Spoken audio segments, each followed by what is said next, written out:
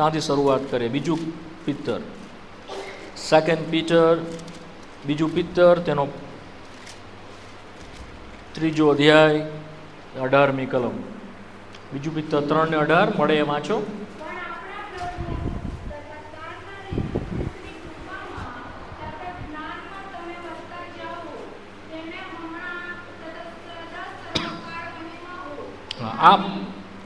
આપણા પ્રભુ તથા તારનાર ઈસુ ખ્રિસ્તની કૃપામાં, જે આપણે જોઈ ગયા, પછી કે છે એના જ્ઞાનમાં તમે વધતા જાઓ.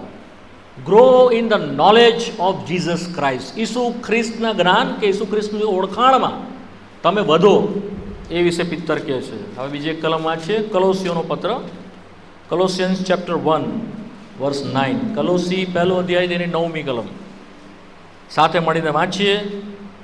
9 અને 10. એક કામ કરું, 9 હું વાંચું, 10 તમે વાંચજો. તમે સર્વ આત્મિક સમજણ તથા બુદ્ધિમાં દેવની ઈચ્છાના જ્ઞાનથી ભરપૂર થાવ, એ માટે અમે તે સાંભળ્યું તે દાડાથી તમારે સારું પ્રાર્થના તથા વિનંતી કરવાને ચૂકતા નથી. 10મી કલમ સાથે વાંચો. તમે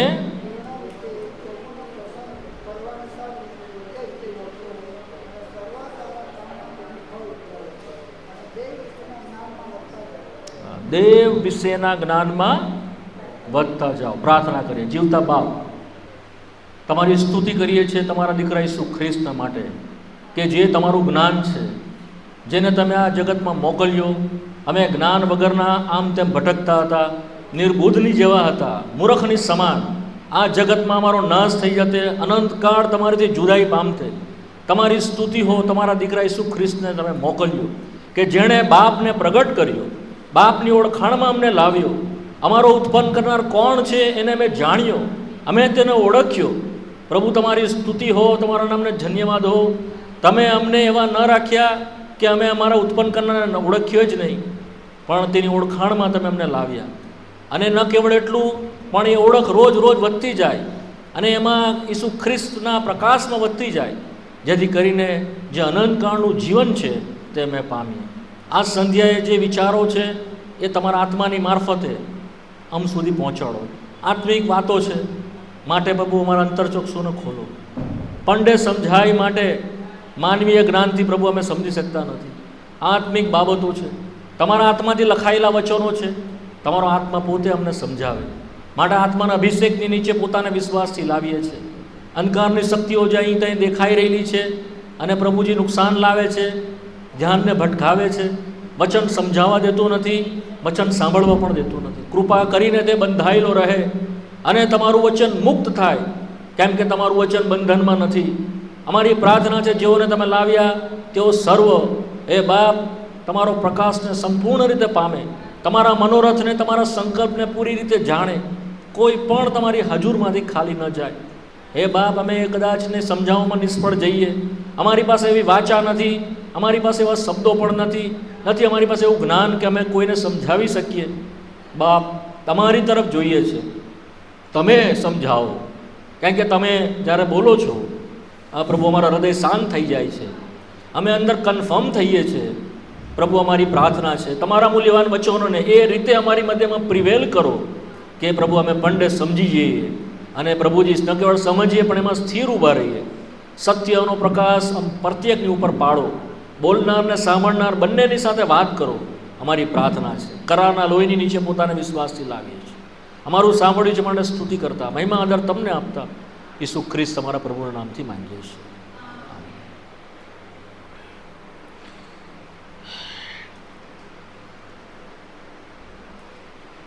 કલોસી 1 અને 9-10 જે કલમ લખવામાં આવી છે, તમે સર્વ આત્મિક સમજણ તથા બુદ્ધિમાં દેવની ઈચ્છાના જ્ઞાનથી ભરપૂર થાઓ. 10મી કલમ કહે છે, તમે પૂર્ણ રીતે પ્રભુને પ્રસન્ન કરવાને સારું યોગ્ય રીતે વર્તો અને સર્વ સારા કામમાં તેનું ફળ ઉપજાવો અને દેવ વિશેના જ્ઞાનમાં વધતા જાઓ. દેવનું જ્ઞાન, દેવ વિશેનું જ્ઞાન જે આ જગતમાં નથી. જગત પાસે એ જ્ઞાન જ નથી. કેમ?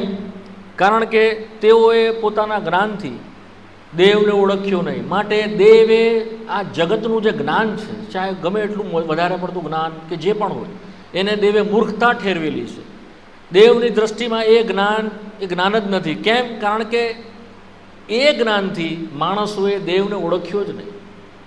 એટલા માટે કે એ પ્રભુ ઈસુ ખ્રિસ્તના રૂપમાં જગતમાં આવ્યો તો પણ તેઓએ તેને ઓળખ્યું નહીં. અને મહિમાવાન પ્રભુને તેઓએ શું કર્યું? વધસ્તંભ પર જડી દીધું.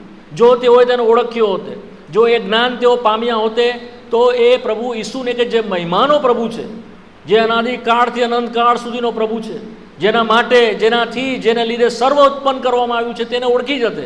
અને ઓળખીને તેને વધસ્તંભ પર જડતે નહીં તેઓ.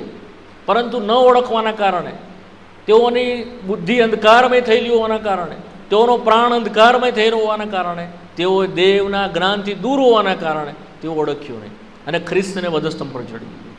શરૂઆતથી જે દિવસથી આદમ પાપ કર્યું, તેની આંખો દેવ કે જે તેનો બનાવનાર હતો તેના સંદર્ભમાં બંધ થઈ ગઈ. ત્યાર પછી જેટલા સંતાનો આદમથી જન્મ્યા, હવાથી જન્મ્યા, તેઓ આત્મિક રીતે અંધ છે. આ વાત મેં ઘણીવાર કીધી છે. માટે આજે પણ આપણે અથવા સર્વ દેવના જ્ઞાન વિશે અધૂરા છે. દેવની જે સમજણ છે એના વિશે અધૂરા છે.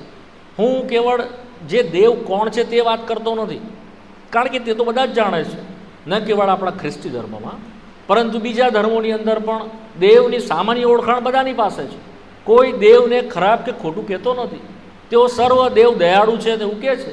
તેઓ સર્વ દેવ પ્રેમાળ છે તેવું કહે છે. તેઓ સર્વ દેવ ન્યાયી છે અને સાચો છે તે વિશે તેઓ કહે છે. ચાહે મુસ્લિમ ધર્મમાં તેઓ અલ્લાહને સૌથી ઊંચા સ્થાન પર મૂકે છે. તેઓને ગૌરવ, મહિમાને માન આપે છે. તેઓ તેની આગળ તેનું નમન કરે છે, તેનું ભજન કરે છે, તેની આરાધના તેઓ પોતાની રીતે કરે છે. તો દેવના સંદર્ભમાં તેઓ જે દેવની ગુણ હોય તે તેઓ જાણે જ છે કે દેવના ગુણ કેવા હોવા જોઈએ. હું એ સંદર્ભમાં વાત કરતો નથી, કારણ કે એ જો સંદર્ભમાં વાત હોય તો તેઓમાં અને આપણામાં ફરક નથી. We are all equal. આપણે બધા સરખા છે. કારણ કે તેઓના કરતાં આપણી પાસે કંઈ સારું એક બાબતનું જ્ઞાન નથી. આપણા કરતાં વધારે ધાર્મિકતા તેઓની પાસે છે. આપણા કરતાં સારું જીવન તેઓની પાસે છે.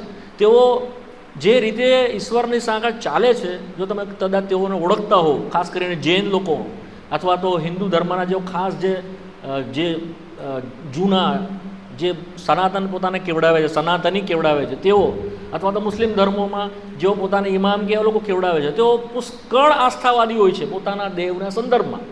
પોતાના જે લોકો પોતાનો ભગવાન માને છે કે અલ્લાહ માને છે, કે જેઓના સંદર્ભમાં બહુ આપણા કરતાં વધારે આસ્થાવાદી છે. તો શું કામ દેવ તેઓને એ પ્રમાણે કહે છે કે તેઓની પાસે જ્ઞાન નથી? કારણ કે જ્ઞાન એ ફક્ત સામાન્ય ઓળખાણથી આવતી નથી વાલાઓ. જ્ઞાન અથવા એની ઓળખ એના રિલેશનશીપથી આવે છે, એની સાથેના સંબંધથી આવે છે. શેની સાથે આવે છે? સંબંધથી આવે છે. ધારો કે હું એક રોકીભાઈ તરીકે તમે બધા મને ઓળખો છો. કદાચ ને અમુક લોકો મને બહુ નજીકથી ઓળખે છે, જેઓ બહુ મારી સાથે એ છે, કોન્ટેક્ટમાં છે. જે જુવાનો અહીંયા આવે છે, જે બહેનો અહીંયા આવે છે, તેઓ મારી સાથે કોન્ટેક્ટમાં છે. એટલે મને એ લોકો વધારે સારી રીતે ઓળખે છે કે સુરતથી આવે છે, ફલાણી વ્યક્તિ છે, પ્રભુની સેવા કરે છે, પ્રભુનું વચન આપે છે, વગેરે વગેરે વગેરે. બીજા કેટલાક લોકો જે છે કે જેઓ મારું નામ સાંભળ્યું છે પણ મારા વિશે વધારે જાણતા નથી, હું શું કરું છું તે વિશે જાણતા નથી. તો તેઓની સમજણ મારી સાથેના રિલેશનમાં ન હોવાને કારણે અલગ છે. મારી ઓળખાણમાં ન હોવાના કારણે તેઓ મારા વિશે થોડુંક જાણે છે. મારી ઓળખાણ બહુ તેઓની પાસે નથી, તમારી પાસે કદાચ વધારે છે. પરંતુ મારી પત્નીની પાસે જે ઓળખાણ મારા વિશે છે તે તમારી પાસે છે ના. મારા બાળકો જે રીતે મને ઓળખે છે તે રીતે શું તમે મને ઓળખો છો? ના. મારા મા બાપ જે રીતે મને ઓળખે છે તે રીતે શું તમે મને ઓળખો છો? ના. તો એ ઓળખાણ કેવી રીતે આવે છે? રિલેશનશીપથી, સંબંધથી આવે છે. કેવી રીતે આવે છે? સંબંધથી. ધારો કે જૈતુનભાઈ છે, જૈતુનભાઈને હું થોડુંક ઓળખું, પરંતુ તેઓની માં જેટલું તે જૈતુનભાઈને ઓળખે છે હું એટલું તે નથી ઓળખતો. એમના પપ્પા જેટલું એમને ઓળખે છે એટલું હું નથી ઓળખતો. એમના ઘરના એમના ભાઈ છે જેટલું ઓળખે હું નથી ઓળખતો. કયા સંદર્ભમાં? તે શું વિચારે છે એ મને ખબર, તેઓનો સ્વભાવ કેવો છે મને ખબર, તેઓનું વર્તન કેવું છે મને ખબર, તેઓનું જીવન કેવું છે તે મને ખબર નથી, તેઓના પ્લાન, તેઓની યોજનાઓ શું છે મને ખબર નથી. ઇન ધ સેમ વે દેવ કોણ છે, દેવનો સ્વભાવ કેવો છે, દેવનું વર્તન કેવું છે, how he work, how he behave, what is his nature, એનો સ્વભાવ, એ કેવો છે એ એની ઓળખાણ વગર આપણે જાણી શકતા. તેના વિશે જાણવું અલગ વાત છે, તેને જાણવું અલગ વાત છે. ફરી રિપીટ કરું છું, તેના વિશે, દેવના વિશે જાણવું એ અલગ બાબત છે. જેવી તમારા વિશે તમે જાણો છો કંઈક, પણ તમે મને પૂરી રીતે જાણતા નથી. એ ક્યારે જાણો? જ્યારે તમારી સાથે મારો ઘરોબો હોય, હું તમારી સાથે રહેતો હોઉં, એક છતની નીચે રહેતો હોઉં, મારું ઉઠવું બેસવું તમે સતત મારા એની સાથે મારા સંપર્કમાં આવો, તો તમે મને એ વિશે જાણો. સમજ પડી વાત મારી? ખ્યાલ આવી? એ વગર જાણી શકાતું નથી. તો એ જ રીતે દેવને જો આપણે જાણવું હોય, કે આપણે એને ઓળખવું હોય, કે એના વિશેનું જ્ઞાન આપણે મેળવવું હોય, તો આપણે શું થવું પડે? એની સાથે સંબંધમાં આવવું પડે. શું આવવું પડે છે? રિલેશનશિપમાં આવવું પડે. માટે સંબંધમાં ન હોવાના કારણે, એની સાથેની સંગતમાં ન હોવાના કારણે દેવ વિશે બધા બહુ બધા જાણે છે, પણ દેવને જાણતા નથી. તો દેવે પોતે ઘણી વાર પોતાને પ્રગટ કર્યો. દેવોએ બે રીતે પોતાની ઓળખાણ આપી. કેવી રીતે આપી? બે રીતે. જગતને સૌથી પહેલાં એના ઉત્પન્ન જે કર્યું તે દ્વારા તેણે પોતાની ઓળખાણ આપી. બાય હિઝ ક્રિએશન, એ રીતે દેવે પોતાની ઓળખાણ આપી જગતમાં. કોઈને પણ ઓળખાણ વગર દેવે રાખ્યો નથી. યાદ રાખજો, માણસ દેવને ઓળખતું નથી, પણ દેવ પોતાને સંતાડતો નથી. દેવ પોતાને પ્રગટ કરે છે. કેવી રીતે? એનું ઉત્પન્ન. તમે જેટલું બી ઉત્પન્ન થયેલું જુઓ છો, એ કોના વિશે બોલે છે? દેવ વિશે બોલે છે. માટે જ્યારે આપણે જોઈએ છીએ નદી, ઝાડ, પક્ષીઓ, પ્રાણીઓ, અને આકાશ, અને સૂર્ય, અને ચંદ્ર, અને તારાઓ, અને નક્ષત્ર, અને બ્રહ્માંડ, જેટલું આપણી સમજમાં આવે, નાના નાના કીડા મકોડા, તેઓના જીવન, નાના નાના પૌધા જે બધા ઉગે છે, આપોઆપ ઉગે છે, તો એના વિશે તમે જ્યારે જુઓ છો ત્યારે તમને ખબર પડે છે કે આનો કોઈ બનાવનાર છે. એક વખત સાયન્ટિસ્ટો, જે વૈજ્ઞાનિકો હોય છે, એમાં ઘણા મોટાભાગના નાસ્તિક છે. તમને ખ્યાલ છે? વૈજ્ઞાનિકો મોટાભાગે કેવા હોય? નાસ્તિક. તેઓ ઈશ્વરમાં માનતા, તેઓ વિજ્ઞાનમાં માને છે. તેઓ માને છે કે આ બધું એમને એમ થઈ ગયું. એક મોટો સાયન્ટિસ્ટ છે આ સદીનો, તમે એનું નામ જાણતા હોય, આઇન્સ્ટાઈન. આઇઝેક, શું નામ છે એનું? આઇન્સ્ટાઈન. આઇન્સ્ટાઈન એનું નામ છે. એ યહૂદી છે. એ નાસ્તિક નથી, પણ શું છે? આસ્તિક છે. એટલે વિશ્વાસ કરનારો છે, કે યહૂદી છે. એને જ્યારે પૂછવામાં આવ્યું કે તમે વૈજ્ઞાનિક થઈને ઈશ્વરમાં કેમ માનો છો? ઈશ્વર તો છે જ નહીં, આ તો બધું આપોઆપ બનેલું છે. એક દિવસ એણે બધા વૈજ્ઞાનિકોને પોતાના ઘરે બોલાવ્યા.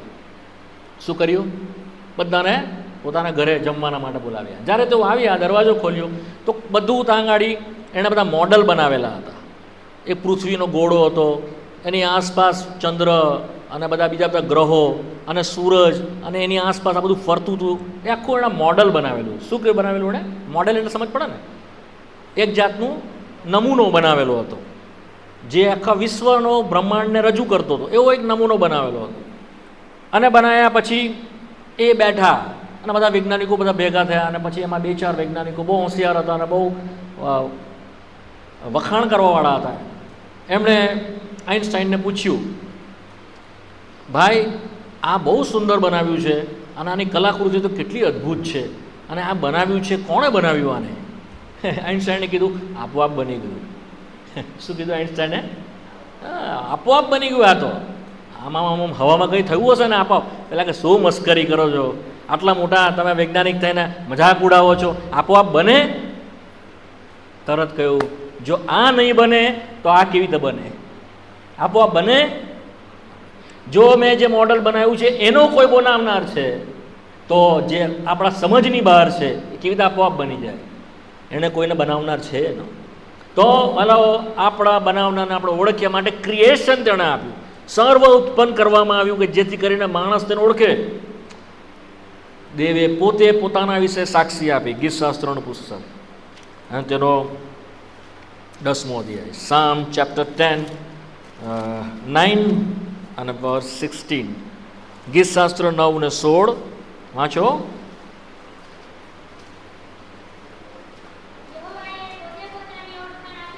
હા હા,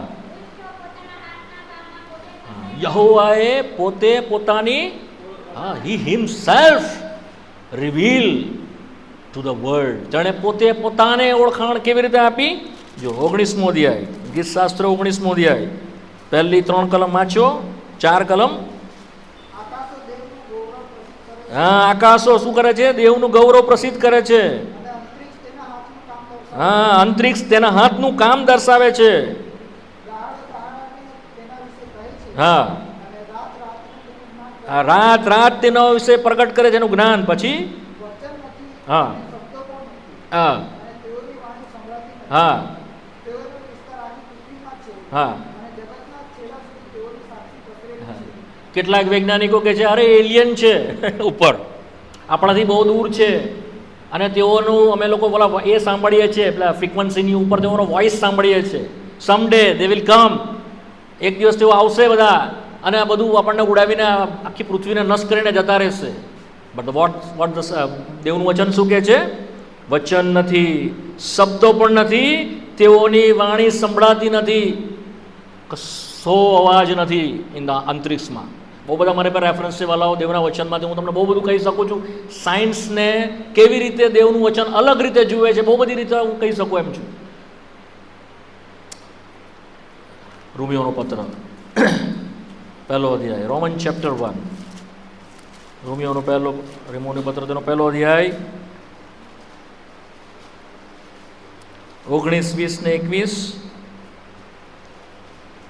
19મી કલમ, રોમિયોનો પત્ર પહેલો અધ્યાય 19મી કલમ 20મી કલમ. હા હા હા. અદ્રશ્ય ગુણો, તેનું સનાતન પરાક્રમ, તેનું દેવત્વ. હા હા હા, સ્પષ્ટ જણાય છે. કેવી રીતે? જગત ઉત્પન્ન થયું ત્યારથી સૃજેલી વસ્તુ, જેટલું બનાવવામાં આવ્યું છે એ જોઈને જ આપણને ખબર પડે કે એનો કોઈ બનાવનાર છે. દેવનું જ્ઞાન તેણે બતાવ્યું લોકોની આગળ. પ્રેરિતોનું કૃત્ય તેનો 14મો અધ્યાય 17મી કલમ. પ્રેરિત કૃત્યો 14મો અધ્યાય 17મી કલમ. વાંચો. હા હા હા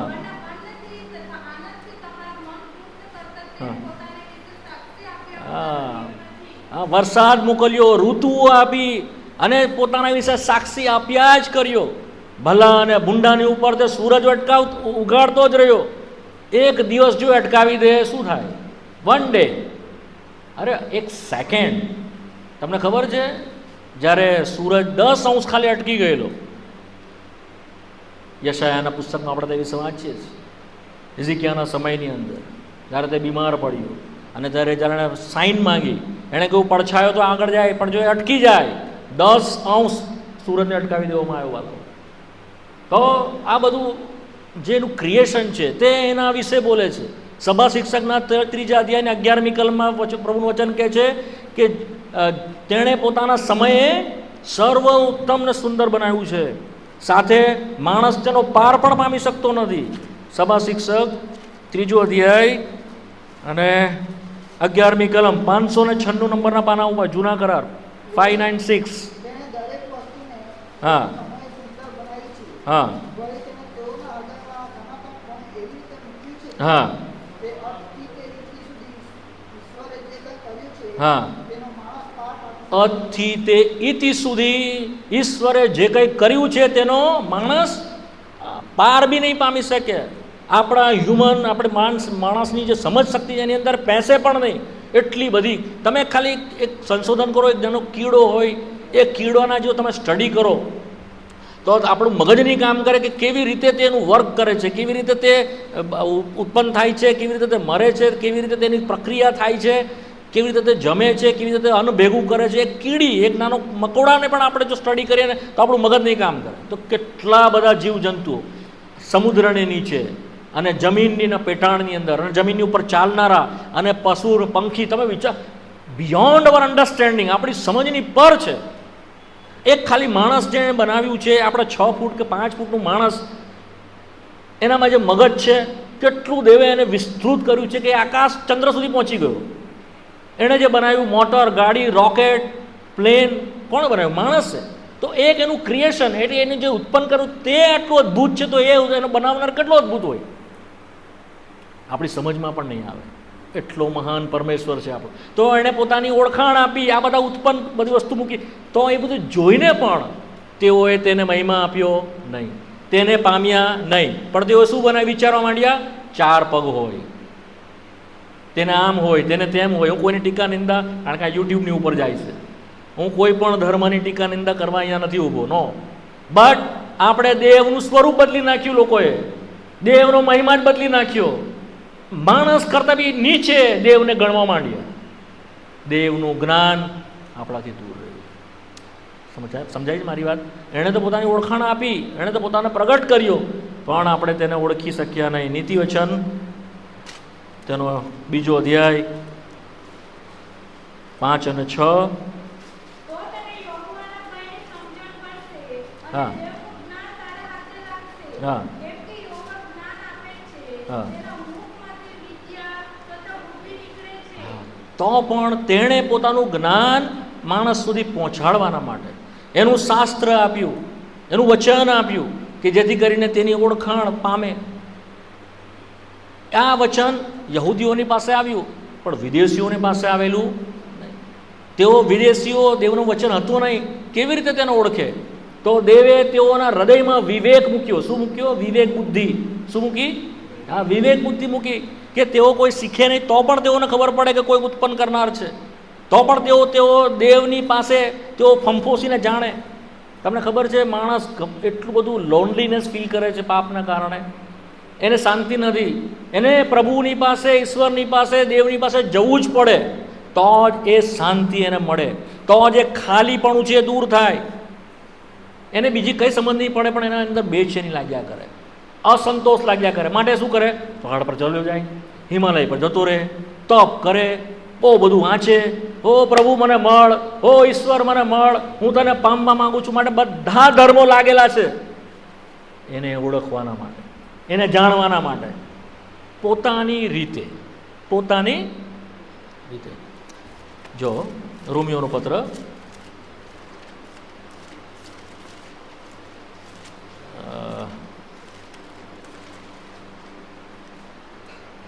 2 અધ્યાય 13 અને 14મી કલમ.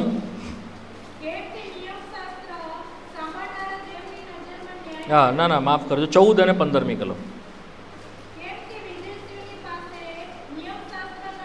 હા, તેઓની પાસે એવી નિયમશાસ્ત્ર નથી. હા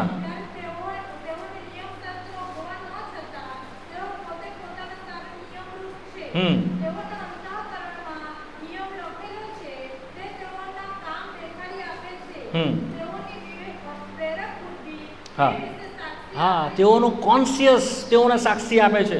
માટે બસ તેઓને ખબર છે કે આ ખૂન ના થાય, તેઓને ખબર છે ચોરી ન થાય, તેઓને ખબર છે કે કોઈનું લૂંટી ન લેવાય, કોઈને મરાય નહીં, કે કોઈ નુકસાન કોઈને ન પહોંચાડાય. એ કેવી રીતે ખબર પડે છે?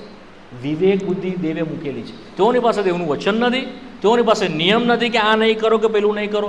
તેમ છતાં તેઓને આ અંદર મૂકવામાં આવેલું છે દેવ તરફથી, કે તેઓ દેવને ઓળખીને દેવની પાસે આવે. બટ શૈતાને એવું કર્યું છે કે અંધકારમય કરી દીધી છે બુદ્ધિ. આ બધું હોવા છતાં બી, વિવેક હોવા છતાં બી, વિવેક દોષિત ઠરાવતો હોવા છતાં બી, સાચા દેવના જીવનથી તેઓ માઇલો દૂર છે, પુષ્કળ દૂર છે. તેઓ તેને ઓળખી શકતા નથી.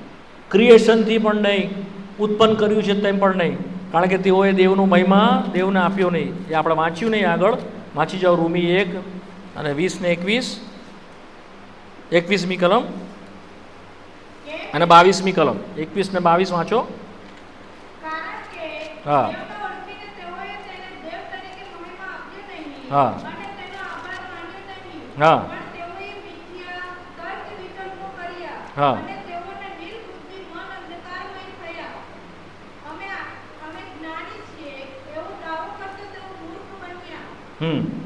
એવો દાવો કરતા તેઓ મૂર્ખ બન્યા, દેવનો આભાર માન્યો નહીં.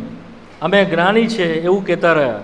તેઓએ 23મી કલમ, અવિનાશી દેવનો મહિમાને બદલે નાશવંત માણસ. વાંચો 23મી કલમ. હા, નાશવંત માણસ, પક્ષી તથા ચોપગા તેઓ આવી મૂર્તિ બનાવી, તેઓ તેને ભજવા માંડ્યા, તેઓ દેવના જીવનથી, દેવના મહિમાથી દૂર જતા રહ્યા. માટે કેવો સર્વે પાપ કર્યું, સર્વ દેવના મહિમા વિશે અધૂરા છે, સમજણ જ નથી, જાણતા પણ નથી.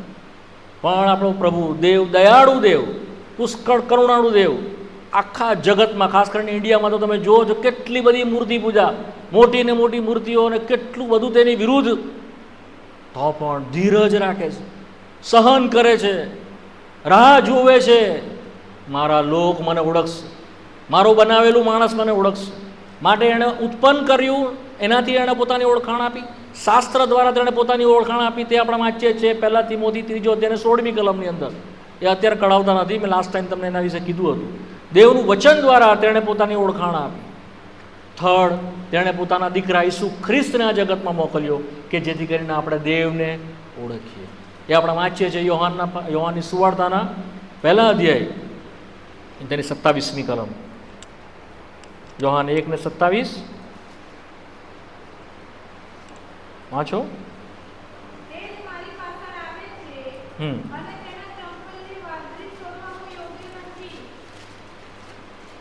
યોહાન 1, માફ કરજો, 18મી કલમ. યોહાન 1:18. હા,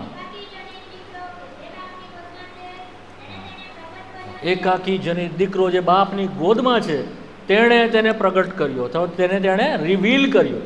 ઈસુ ખ્રિસ્ત દ્વારા આપણે તેને ઓળખીએ એવું બાપને પસંદ પડે.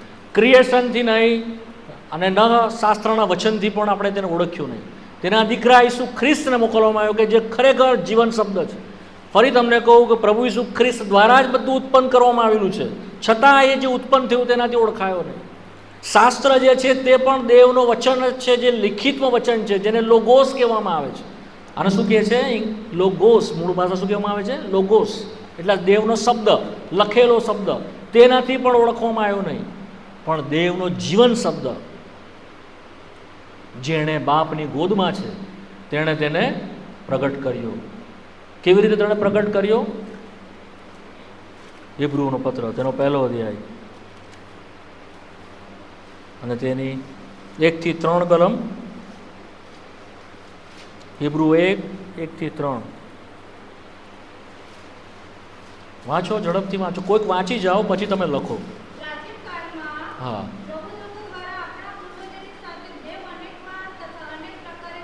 હા, બધાની સાથે પ્રાચીન કાળમાં અલગ રીતે અને અલગ અલગ પ્રકારે દેવે વાત કરી. હા, હા, હા, હા, પણ હવે તેના દીકરા ઈસુ ખ્રિસ્ત દ્વારા તે આપણી સાથે બોલ્યો.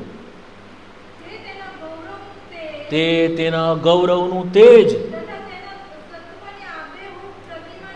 તેના સત્વની આબેહૂબ પ્રતિમા છે. હા, તેના ગૌરવનું તેજ એમ કહેવામાં આવે છે, અને તેના સત્વની આબેહૂબ પ્રતિમા, express image, the real image, ખરી પ્રતિમા જે દેવની છે તે ઈસુ ખ્રિસ્ત છે. તે દ્વારા તેણે પોતાને પ્રગટ કર્યો. તેના ગૌરવનું તેજ અથવા તો ગ્લોરી, અથવા તો તેના ફેસ જે છે એનું અજવાળું, કોનું? દેવના ગૌરવનું અજવાળું ઈસુ ખ્રિસ્ત છે. જ્યારે તે માણસ આકારમાં પ્રગટ થયો, આપણે તેના 1 અધ્યાય યોહાનની અને 14મી કલમમાં વાંચીએ છીએ. તે કૃપા તથા સત્યતાથી, જ્યારે તેને જોયો, કૃપાથી અને સત્યતાથી ભરપૂર. તો દેવની ઓળખાણ એટલે દેવ વિશે ખાલી માહિતી નથી. હું એની સત્ય પ્રગટ કરું અને દેવનું વચન પ્રગટ કરું એટલાથી દેવ ઓળખાતો નથી. સિમ્પલ. દેવની જે ઓળખાણ છે તે દેવનો આત્મા આપણને ભીતરમાં આપણને આપે છે, આપણી માહે આપણને આપે છે, એનલાઇટેડ પ્રકાશ દ્વારા આપણને આપે છે. માનવીય મગજથી, બૌદ્ધિક સમજણથી, માનસિક સમજણથી આપણે એને ઓળખી શકતા નથી, સમજી શકતા પણ નથી. ઈસુ ખ્રિસ્ત જે છે તે માણસોનું શું છે? અજવાળું છે. શું છે? 1 અધ્યાય 4 કલમ, યોહાનની સુવાર્તા 1 અધ્યાય 4 કલમ. હા, તે માણસોને અજવાળું, જે પ્રમાણે ગીત ગાતા હતા, જ્યોતિ, પ્રભુની જ્યોતિ જે છે, અજવાળું જે છે તે શું છે? આપણું જીવન છે. એનો મતલબ શું છે કે જો આપણને જીવન જોઈએ તો આપણે અજવાળું મળવું જોઈએ. શું મળવું જોઈએ આપણને? અજવાળું મળે તો આપણને જીવન મળે. સાદી સરળ ભાષામાં જો આપણને એની ઓળખાણ થાય તો આપણને જીવન મળે. પાછું બોલું, જો આપણને એની ઓળખાણ થાય, આપણે તેને ઓળખીએ તો જ આપણને જીવન મળે, અધરવાઇઝ એને ઓળખવો જ જીવન છે. શું છે? એને ઓળખવો તે જ. હા, આપણે વાંચીએ છીએ યોહાનને 17મો અધ્યાય, તેની 4th કલમ છે, 3જી કે 4th કલમ છે. યોહાન 17મો અધ્યાય,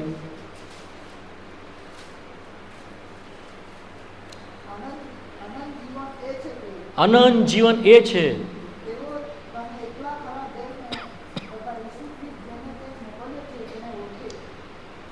તે કોને ઓળખે? ના, પહેલા શું કહે છે? દેવને ઓળખે. હા, તથા હા, ઈસુ ખ્રિસ્ત જેને તે મોકલ્યો છે તેને ઓળખે. તો એને ઓળખવું જ અનંત જીવન છે. અત્યાર સુધી આપણે સાંભળતા આવ્યા અનંત જીવન, અનંત જીવન, અનંત જીવન, એટલે જ્યારે છેલ્લે સુધી આપણે જીવ્યા કરીશું. ઓફકોર્સ ઇટ ઇઝ ધેટ, એ છે, બરાબર છે, પણ એનો આરંભ ક્યાંથી થાય છે?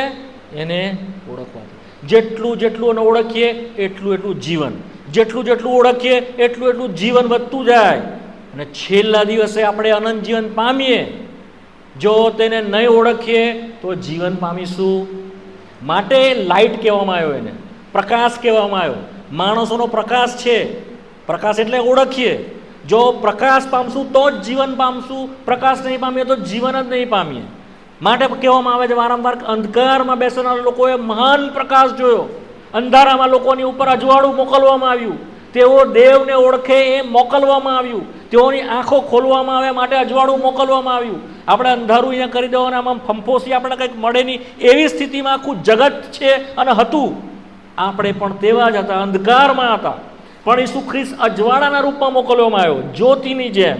એકદમ અહીંયા લાઇટ થઈને આપણે બધું દેખાવા માટે. જેવો આપણે એને ઓળખ્યો, જેવો જોયો, તેવો આપણને શું ભાન થયું? એનું જ્ઞાન, જ્ઞાન નહીં, માનસિક જ્ઞાન નહીં, પણ જેવો એને ઓળખ્યો ને જોયો એટલે ખબર પડી, જુઓ દેવનું હલવાન કે જે જગતના પાપનું હરણ કરે છે. That is the first impression we get. પહેલી જ જોઈને આપણે ખબર પડી, આપણે ખબર પડી એ કે જે મારા પાપ લઈ જાય છે. સમજ પડી? જ્યારે તમે ને હું ઈસુ ખ્રિસ્તની પાસે આવ્યા તો આપણે શું જોયું? વધસ્તંભ પર તેને જોયો. ક્યાં જોયો તેને? વધસ્તંભ પર તેને જોયો. શું કરે છે તે વધસ્તંભ પર? એ તો મારી જગ્યા હતી, મારે ત્યાં જવાનું હતું. મારા આટલા બધા ભયંકર પાપ, મારા આટલા બધા ગંદકીવાળા વિચારો, સતત ગંદુ વિચાર આવે, સતત ગંદુ જોવું, સતત મારા હાથ ગંદુ કામ કરે, મારા પગ ગંદા ગંદા જગ્યા દોડી જાય, મારા વિચારો ભદ્દા ને ભયંકર, હું અટકાવવા ચાહું, અટકી નહીં શકું, ઈર્ષા કર્યા કરું, કડવાશ કર્યા કરું, નિંદા કર્યા કરું, અને ભયંકર પાપથી ભરાયેલું જીવન. That is my place on the cross. એ વધસ્તંભ પર કોની જગ્યા હતી? કોની જગ્યા હતી? હા, મારી જગ્યા. મારે જવાનું હતું ત્યાં. પણ કોણ ગયો? કોણ ગયો? ઈસુ ખ્રિસ્ત. એ આપણે જાણ્યું, એ છે પ્રકાશ, એ છે એની ઓળખાણ. મેં જાણ્યું જે દિવસે, તે દિવસ શું થઈ ગયું? જીવન બદલાયું ને. જો આ રીતે આપણે એને ઓળખ્યું નહીં તો જીવન નહીં પામે. સમજાય છે મારી વાત? એના વિશેનું જ્ઞાન ભેગું કરવાની વાત નથી, એની ઓળખાણ થવી જોઈએ, એ અગત્યનું છે. એને ઇંગ્લિશમાં પરસ્યુ શબ્દ લખવામાં આવેલો છે. એને બરાબર આપણે કોમ્પ્રિહેન્સ, એની આપણી સમજણમાં આવવો જોઈએ, એની ઓળખાણમાં આવવો જોઈએ છે. જેવી રીતે હું મારા મા બાપને ઓળખાયેલો છું, જેવી રીતે તમે તમારા મા બાપને ઓળખાયેલા છો પૂરી રીતે, એવી રીતે ખ્રિસ્ત ઈસુ તમારા ઓળખાણમાં હોવો જોઈએ. કેવી રીતે? મારો ઉદ્ધાર કરનાર, મારો બચાવનાર, મને છોડાવનાર, પાપના બંધનમાંથી, અનંતકાળના નાશથી છોડાવનાર બીજો કોઈ નહીં, એ છે. એને દેવે મોકલ્યો કે જેથી કરીને શું કરે છે? બાપની ગોદમાં છે તેણે પિતાને પ્રગટ કર્યો. કેવી રીતે પ્રગટ કર્યો? પિતા ન્યાય તો છે, સત્ય તો છે, ઇન્સાફ કરશે, કોઈ બચી જશે નહીં, પણ દયા મોકલી છે કે તમને ક્ષમા આપી. તમને કૃપા મોકલી છે કે તમને માફ ઉઠાવે, ન્યાયી બનાવે, ધર્મી ઠરાવે. તમને સંગત કરવા માંગે છે, તમને પાછા એના રાજ્યમાં લાવવા માંગે છે, તમને જીવન આપવા માંગે છે, તમારા માટે જે સર્વ બનાવ્યું છે તેનો ભાગ તમને આપવા એ માંગે છે. એવું એણે આવીને પિતાને પ્રગટ કર્યું. સમજ પડી? પિતાથી ગભરાવ્યા નહીં એણે. આ વાત છે. શું નહીં કર્યું એણે? હા, ગભરાયા ને ગભરાવ્યા નહીં એણે શું કર્યું? પિતાને પ્રગટ કર્યો. હાઉ લવિંગ ઇઝ માય ફાધર. મારો પિતા કેટલો પ્રેમાળ છે, મારો પિતા કેટલો દયાળુ છે, મારો પિતા કેટલું કરુણાથી ભરેલો છે. જો તેણે મને મોકલ્યો તમારા માટે કે હું તમારા બધાના પાપ મારા માથા પર લઉં અને બલિદાન થાવ, કે જેથી કરીને પવિત્ર તો છે, ન્યાય તો છે, છતાં તમને સ્વીકારે, પાછા એના રાજ્યમાં લાવે. પડી ગયેલું માણસ, અધપતન થયેલું માણસ, નરકને યોગ્ય માણસ, શ્રાપની કોપની નીચેવાળું માણસ, અશાંત માણસ, જીવનથી દૂર માણસ ફરીને પાપમાંથી ઉઠીને સંત બને, અધમ અવસ્થાથી નીકળીને ગૌરવ સુધી પહોંચે, મહિમા સુધી પહોંચે, રાજ્યસન સુધી પહોંચે, ફોર ધ ઇટર્નિટી, અનંત કાળ સુધી તેની સાથે રહે.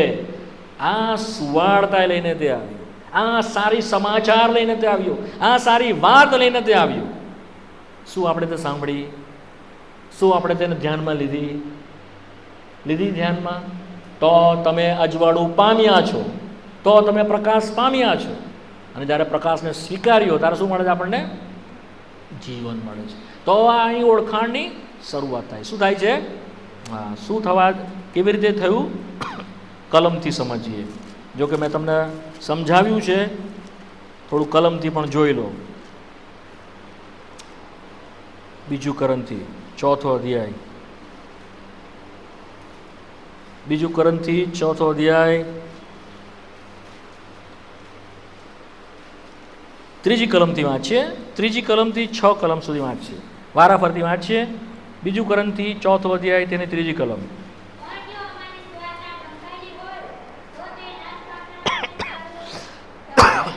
હા, 4થી કલમ.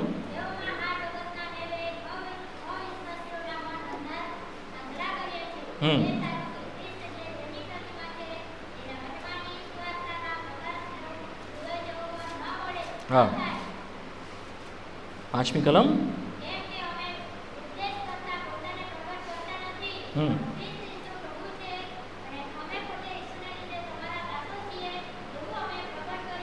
હા, 6ઠી કલમ.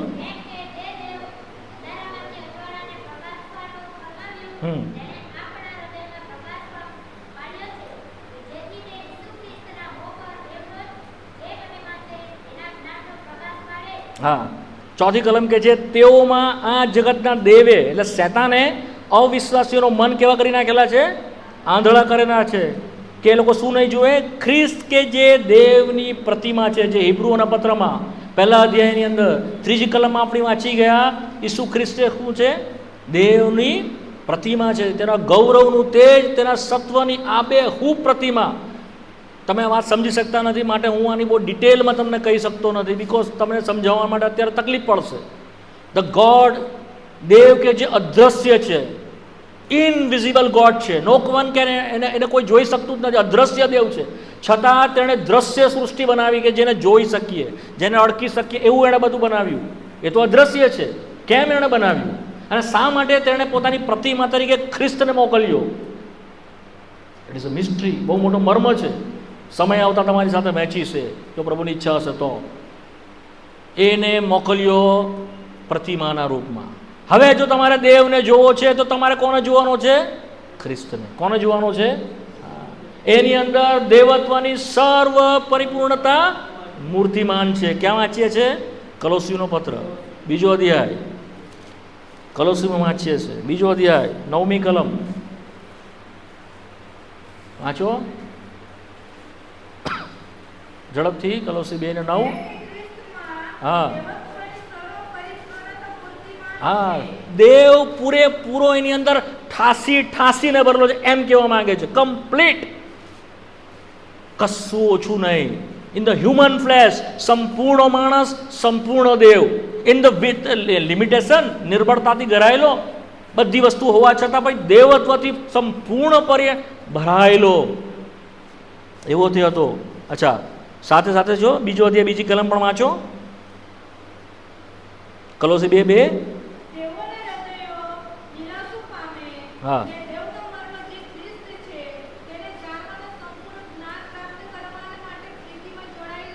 હા, ત્રીજી કલમ.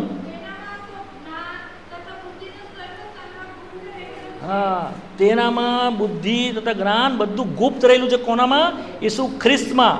અને હું તમને પેલી કલમ 55 રહી ગયો કે દેવનું જ્ઞાન કોણ છે? ઈસુ ખ્રિસ્ત છે, જે પહેલા રોમીયોના પત્રની અંદર જ છે. દેવનું જ્ઞાન પહેલા કરંથીના પહેલા અધ્યાયમાં પણ એ લખેલું છે. કોણ છે? ઈસુ ખ્રિસ્ત છે. સર્વ વાતે દેવત્વથી પરિપૂર્ણ, મૂર્તિમાન દેવને ઈસુ ખ્રિસ્ત વગર કોઈ ઓળખતું નથી, એટલે દીકરા વગર કોઈ ઓળખતું નથી. અને દીકરા કોણ છે તે વિશે દેવ સિવાય બીજું કોઈ જાણતું નથી.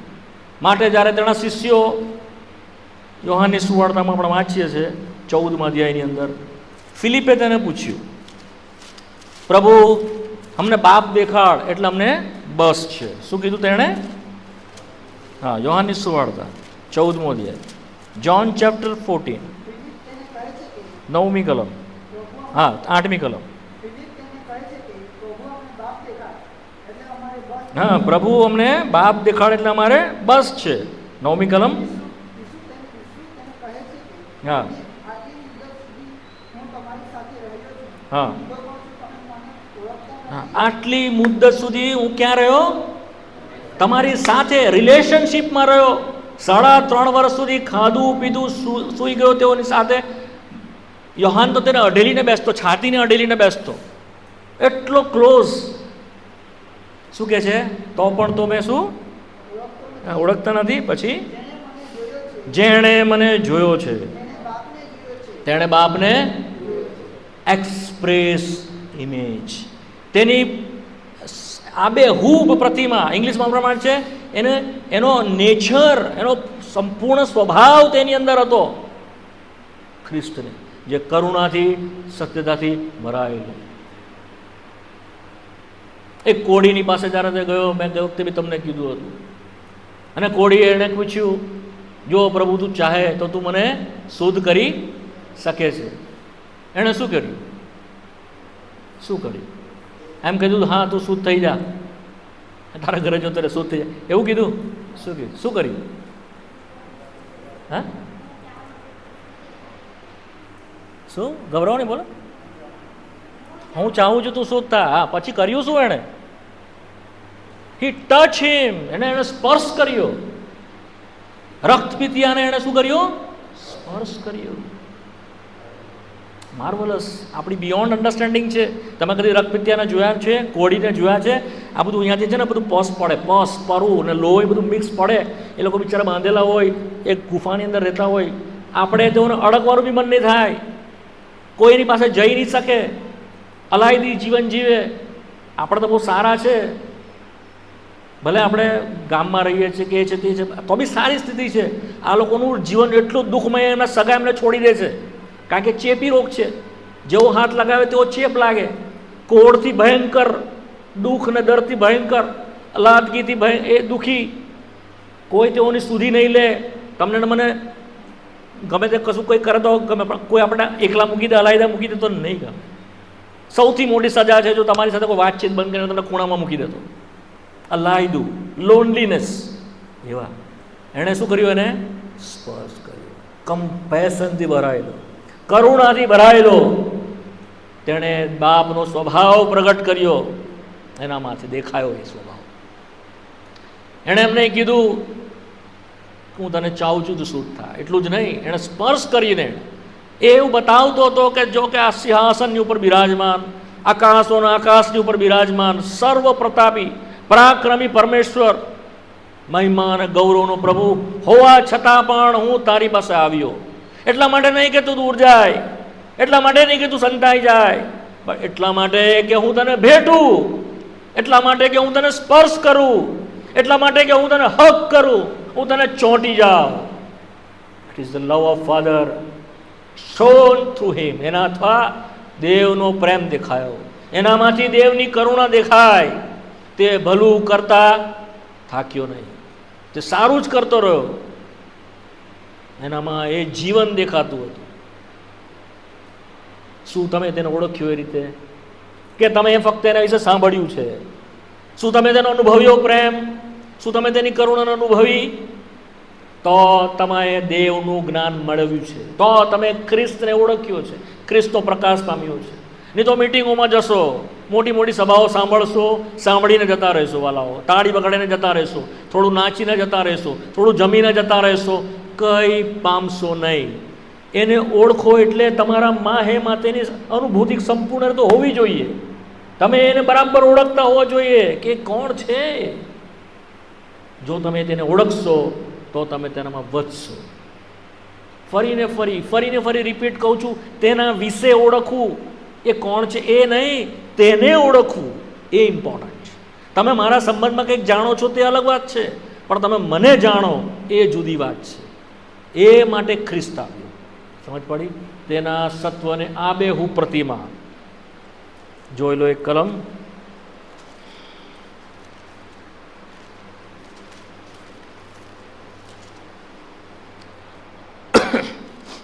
એમાં જ ફર્સ્ટ કરંથીમાં જ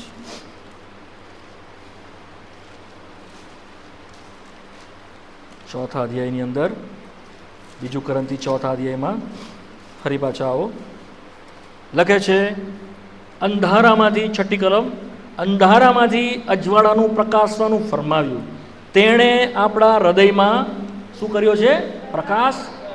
એ પ્રકાશ દેવની આજ્ઞાથી આવ્યો. કેવી રીતે આવ્યો? જ્યારે ઉત્પન્ન કરવામાં આવ્યું ત્યારે એણે શું કીધું? અજવાળું. શું કર્યું એણે? આજ્ઞા આપી. શું કરી એણે? એ કમાન્ડ. અંધારું હતું, પૃથ્વી અસ્તવ્યસ્તને ખ્યાલી હતી, ત્યારે એણે શું કીધું? અજવાળું થાવ ને. આપણા હૃદયમાં પણ તેણે ખ્રિસ્તને મોકલીને કમાન્ડ કર્યો છે. કેવો કમાન્ડ કર્યો? કેવી આજ્ઞા કરી? પ્રકાશ થાવ આના હૃદયમાં. આપણા હૃદયમાં કેવું થયું? પ્રકાશ. હા, કેવી રીતે પડ્યો? ઈસુ ખ્રિસ્તના મોં પર દેવનો જે મહિમા છે તેના જ્ઞાનનો પ્રકાશ પાડે. ધ ફેસ આપવામાં આવેલો. શું આપવામાં આવ્યું છે? હા, ફેસ. ઈસુ ખ્રિસ્તનું મોં આપવામાં આવ્યું છે. એનો મતલબ શું થાય છે? ખ્રિસ્ત જે છે તે ઈસુ છે. એનો મતલબ શું છે? પ્રભુ જે છે તે કોણ છે? ઈસુ છે. સમજ પડી? સમજ પડી? ખ્રિસ્તને તો વર્ષોથી શોધતા આવ્યા, ખ્રિસ્તની તો વર્ષોથી રાહ જોતા આવ્યા. મસીહ આવવાનો છે, મસીહ આવવાનો છે, તૈયારી કરતા હતા. એ તો રાજ કરશે, ફલાણું કરશે, ઢેકણું કરશે, અમે પણ તેની સાથે રાજ કરશું. દે આર વેઇટિંગ ફોર મસાયા, ખ્રિસ્તની માટે. પણ આવીને ગયો, ખબર બી નહીં પડી. આવીને ગયો ને. માટે જ્યારે પ્રેરિતોના કૃત્યની અંદર આપણે વાંચીએ છીએ બીજા અધ્યાયમાં, પિત્તરે તેઓને એ જ કીધું, એ મસીહ કે જેની તમે રાહ જોતા હતા, એ ખ્રિસ્તની કે જેને તમે રાહ જોતા હતા, તે તો ઈસુ છે જેને તમે વધસ્તંભ પર મારી નાખ્યો. એ સાંભળીને તેઓના હૃદય ચીરાઈ ગયા. તેઓ દુઃખી થયા. અમારે અમે જેની રાહ જોતા હતા, અમે જેની વાટ જોતા હતા, એને જ અમે વધસ્તંભ પર મારી નાખ્યો. ઓળખ્યો જ નહીં, જાણ્યો જ નહીં. શું જાણવાનું હતું? શું ઓળખવાનું હતું? મસીહ. શું જાણવાનું હતું? કોણ છે? મસીહ. લોર્ડ, પ્રભુ, તારનાર તે. શું તમે તેને એ રીતે ઓળખ્યું? શું તમે તેને એ રીતે ઓળખ્યું? માફ કરજો, આ થોડા શબ્દ મારે અહીંયાથી કહેવા પડે છે. એ તમને સાજાપણું કેવળ આપવા આવ્યો નથી. નો. તમારા માટે ચમત્કાર કરવા માટે આવ્યો નથી. નો.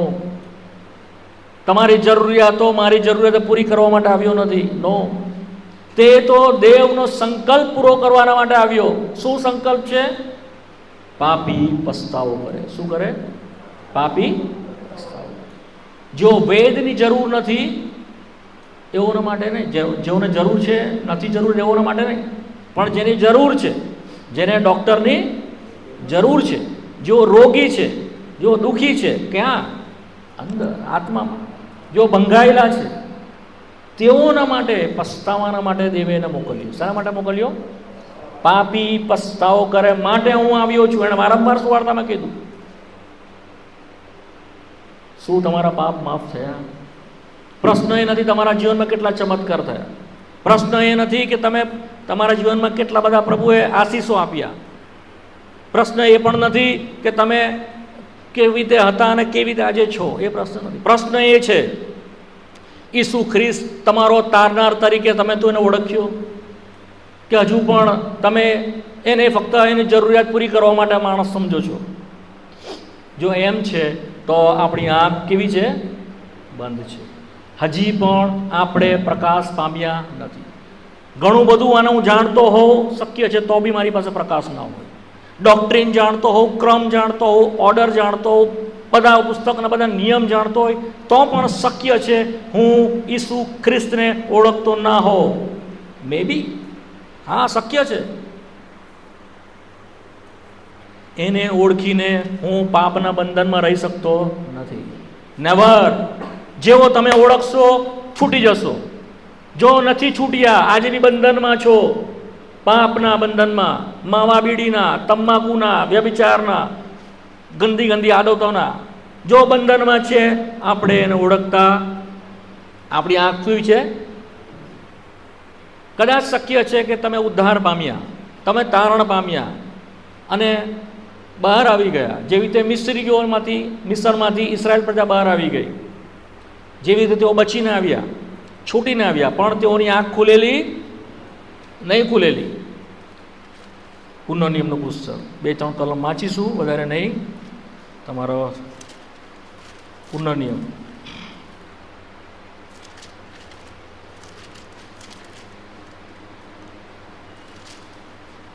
29મો અધ્યાય 4th કલમ, હા ત્રીજી કલમ, 3 અને 4.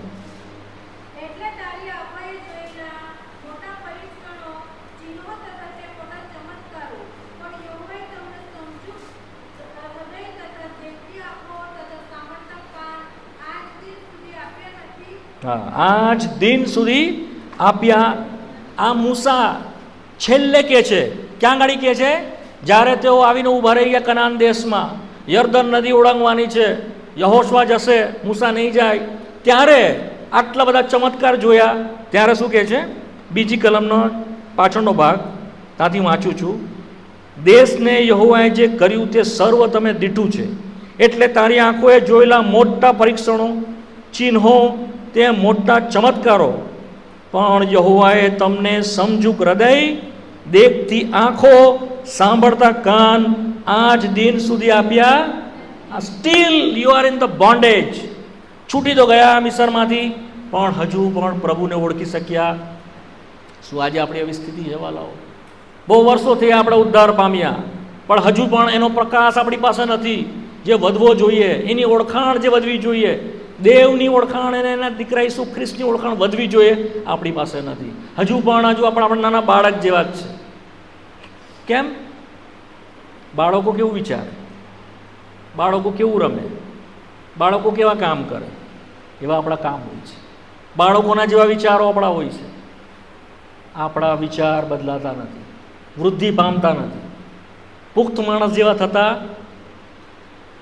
હું જે કહું છું સમજ પડે છે તમને? It must be change. એ બદલાવવું.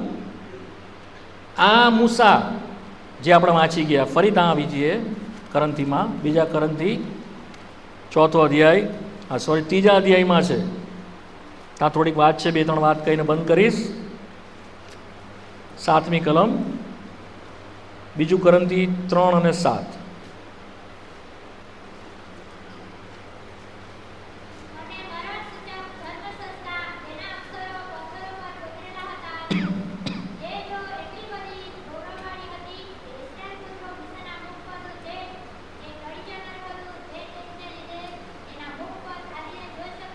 હા, મૂસા જ્યારે 40 દિવસ ઉપર રહીને આવતો અને નીચે ઉતરતો હોય તો એનું મોં પ્રકાશતું હતું, એકદમ લાઇટ મારતું હતું. એ એના ઉપર અજવાળું હતું એના ફેસની ઉપર. તો એ શું કરતો? મુખપટ રાખતો, આમ કર્ટેન, આપણે બાઈઓ જેવી રીતે મોં પર ઢાંકે ને એવી રીતે એ ઢાંકતો, જેથી કરીને લોકો એની સામે જોઈ શકે. પણ અહીંયા ગાડી પ્રકાશ ખોલતા કહે છે કે લોકો જોઈ નહીં શકે એટલા માટે તો મુખપટ નહોતો રાખતો, પરંતુ એટલા માટે મુખપટ રાખતો કે એ ગૌરવ ટળી જનારું હતું, એ તેજ જતું રહેવાનું હતું. ક્યાં વાંચીએ છીએ? 13મી કલમ. 13મી કલમ વાંચો.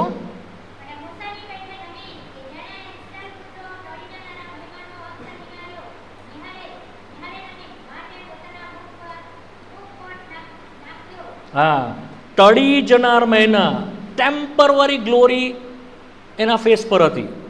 અચ્છા, 14મી કલમ. હા,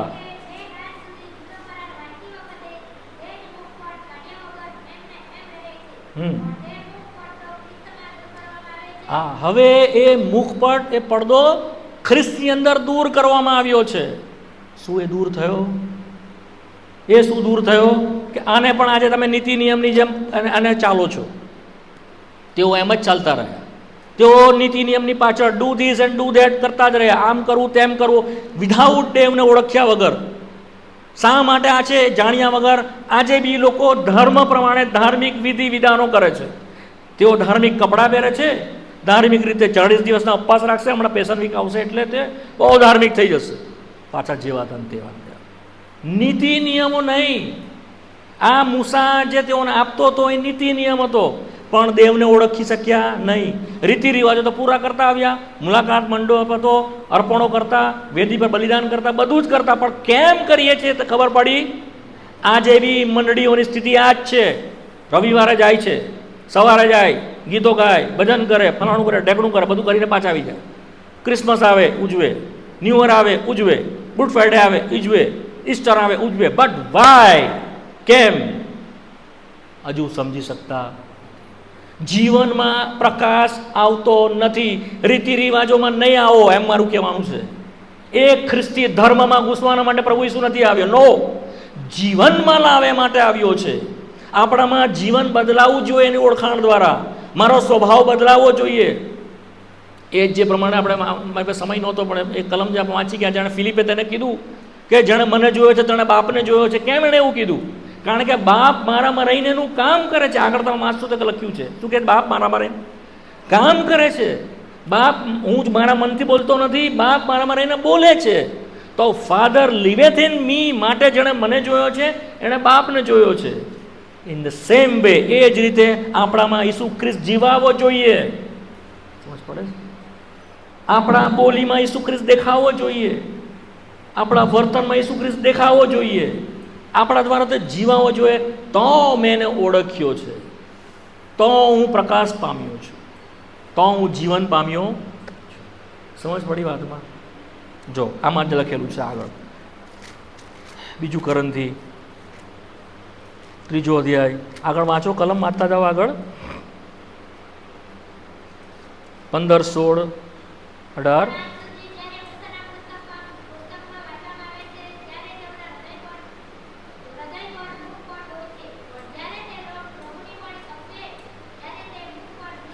હા, આ મુખ પર દૂર કરવામાં આવશે. એ જે ગૌરવ કે જે મહિમા મૂસાની ઉપર ટેમ્પરરી હતો એ ટળી જનારો હતો, પણ ઈસુ ખ્રિસ્તના મોંની ઉપર દેવનો જે ગૌરવ છે તેનો જ્ઞાનનો પ્રકાશ આપણામાં પડેલો છે અને તે વધવો જોઈએ. સમજ પડી વાતમાં? ફરી રિપીટ કરું છું, મૂસાના ફેસની ઉપર જે પ્રકાશ હતો તે ટળી જનારો હતો, પણ ઈસુ ખ્રિસ્ત કે જે દેવની પ્રતિમા છે એના મોંની ઉપર, એના ફેસની ઉપર દેવનો જે ગૌરવ છે તેનો જ્ઞાનનો પ્રકાશ આપણામાં વધવો જોઈએ. કેવી રીતે વધવો જોઈએ? વાંચો આગળ.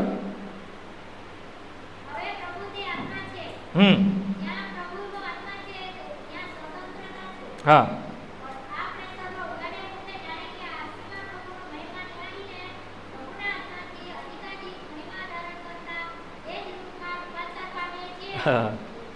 આરસીમાં પ્રભુનો મહિમા નિહાળીને પ્રભુના આત્માથી અધિકાધિક મહિમા ધારણ કરતા તે જ રૂપમાં એને જોતા એક દિવસ આપણે કમ્પ્લીટલી તેના રૂપમાં બદલાઈ જઈશું. That is the purpose. એ ઉદ્દેશને માટે તેને મોકલ્યો. સમજ્યા શું એનો ઉદ્દેશ? સમજ્યા કે નહીં? ઈસુ ખ્રિસ્તને કેમ મોકલ્યો? સિમ્પલ, આપણે એના જેવા થઈએ. સમજ પડી? મને ખબર નથી તમને કેટલી સમજ પડી, બટ અઘરી વાત છે. આ સહેલી વાત તો નથી જ. હા, આ સહેલું નથી, તો પ્રભુ તમને સમજાવશે, એનો આત્મા એટલા માટે એણે આપ્યો છે કે આપણને સમજાવે. પવિત્ર આત્મા બીજા કોઈ કામ માટે નથી આપ્યો, નહીં. તે ઈસુ ખ્રિસ્તનું જે લીધું છે તે આપણને સ્મરણ કરાવે, એનું લઈને આપણને આમાં લાવે, એ વાતો આપણને પ્રગટ કરે અને આપણને ઈસુ ખ્રિસ્તના જેવો બનાવતો જાય. એના માટે પવિત્ર આત્મા આપવામાં આવ્યો છે. પણ વધારે તમે સમજો કે નહીં સમજો, સિમ્પ્લિસિટીમાં દેવને ઓળખવો એટલે ખ્રિસ્તને ઓળખવો, ખ્રિસ્તને ઓળખવો એટલે ખ્રિસ્તનું જીવન આપણામાં આવવું જોઈએ. નહીં તો મગજથી તમે એના વિશે બહુ જાણશો, કદાચ અહીંયા ઉભરને પ્રચાર પણ કરો, પણ તમે ખ્રિસ્તને નહીં ઓળખેલો હોય. સમજ પડે ને? ખ્રિસ્તને નહીં ઓળખેલો. પ્રાર્થના કરીએ.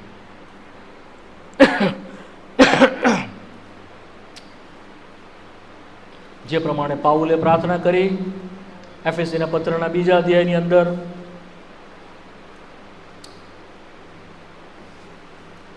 કે તમારા જ્ઞાન ચસ્સો પ્રકાશિત થાય, જેથી કરીને તમારા નોતરાની આશા શી છે અને તેના મહિમાની સંપત્તિ શી છે અને તેનું સામર્થ્ય શું છે તે તમે જાણો. એ માટે તે પ્રાર્થના કરતો હતો. આજ સંધ્યાએ આપણે પણ વાલાઓ ઘૂંટણ પર આવીએ, જો શક્ય હોય તો. જુવાનો મોટા ભલે ઉપર બેસતા, જો ઘૂંટણમાં તકલીફ છે ઉપર બેસો, કંઈ વાંધો નહીં, પણ જો જુવાનો ઘૂંટણ પર આવી શકે છે, કૃપા કરીને આવો.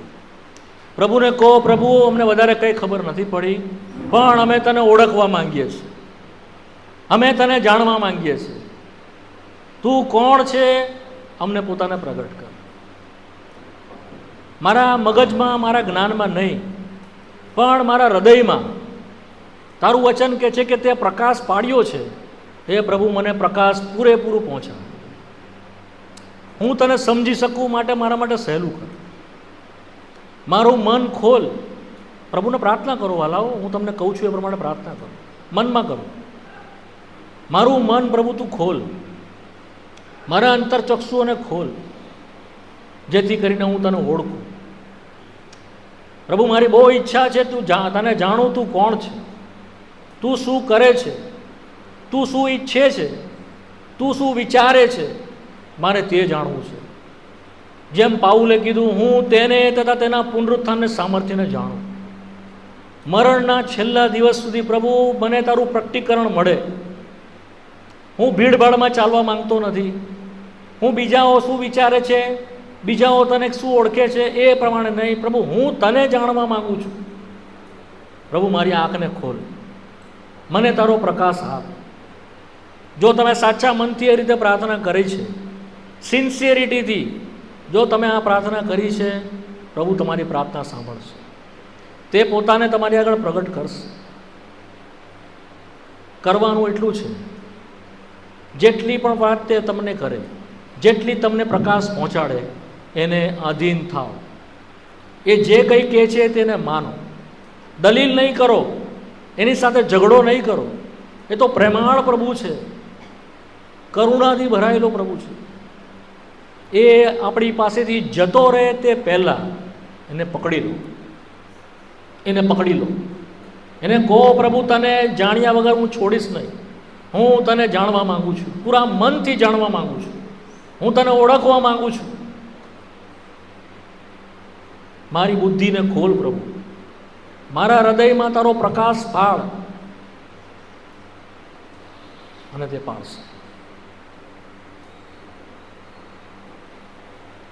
થોડોક સમય પ્રાર્થનામાં વિતાવવાના છે વાલો. પ્રાર્થના કરીએ મનમાં.